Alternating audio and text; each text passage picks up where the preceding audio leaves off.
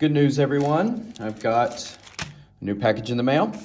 After the last couple of videos, I got a lot of new subscribers. I want to say thank you very much for that.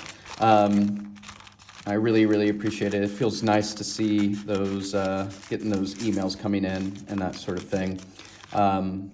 Very sweet of you all. My goal is to get to 500 subscribers. I know we're a long way away from that, but it's good to have goals.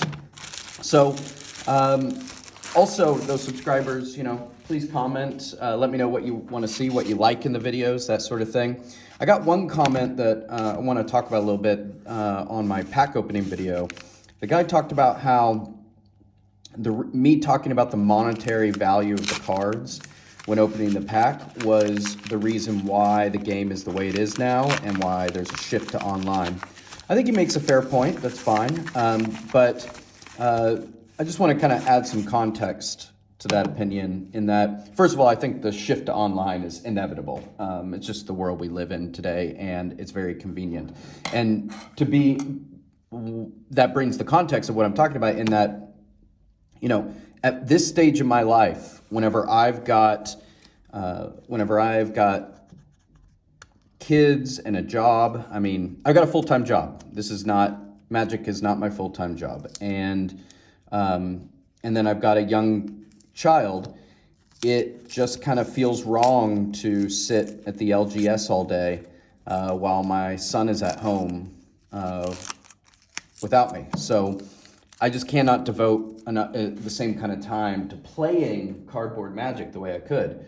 Online Magic is so much more convenient. But more importantly, in the context of these videos and what I've in the context of these videos and what I've been producing, looking at things from the monetary side of things, it's just an easier way for people like me to engage with the hobby. And to be honest, as I got older, the financial side of things interested me more. No, I still love playing the game, and that's why I went to the pre-release, and I've been doing drafts and things like that, getting back into it, and I still love the game context of it, but the financial aspect is interesting to me, and I think it's interesting to a lot of other people too. It's fascinating.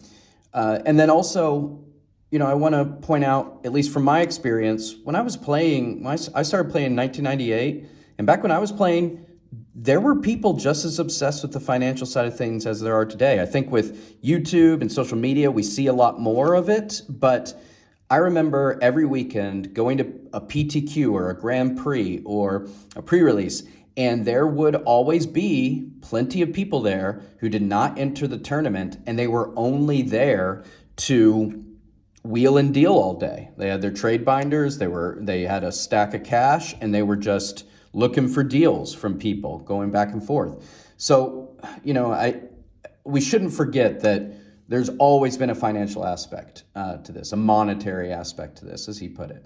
Like I said, I'm not necessarily disagreeing with anything he said, but I just think that context is important. And then I just want to add one last thing to it, and that is I think that something that's missing is the paper competitive Magic. I think one of the things that contributes to there not being good opportunities for people to engage with the game in a cheaper way, and why we're seeing all this stuff, is because, quite frankly, there's just not a good outlet for cardboard in real life competitive Magic. And I think that plays a role, and people don't talk about it enough.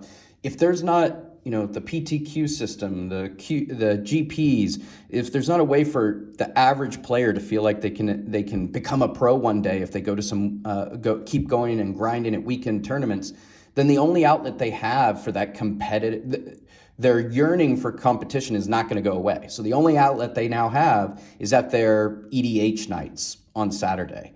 And that's not what EDH players know or want, and that's not what they're looking for. And so it's clashing these two type of players together. And I think that's where a lot of the tension comes from and a lot of the animosity towards the game side and the monetary side of things. Now, it's not the only factor, but I just think it's a factor that's not talked about enough. All right, got my Animate Artifact in here, here today. Alpha, looks like it's signed. I'm not sure if that's a real signature. And to be honest, I did not realize it was a signature. Should have looked closer on that. I'll look at the Douglas Schuler, see how real it is. Shine looks good. But the card itself, slightly played. Not bad for what's described as slightly played. You know, little nicks up there, but really a good looking card. I'm not big into signatures, but right now I don't care that much. I'm just trying to complete my Alpha set, whether they have signatures or not. So this is a pretty good deal on there. Excited to get that. So again, thank you for all the subs. Really appreciate it. If you're not subbed, consider it. Help me reach that 500 goal. And if you are subbed, please leave a comment. I like to interact, and it's fun. It's a fun way to do this. So hope you enjoyed getting to see the Alpha and hear me rant about cardboard magic and the state of it. And I'll see you next time. Be positive. Enjoy life. See you all.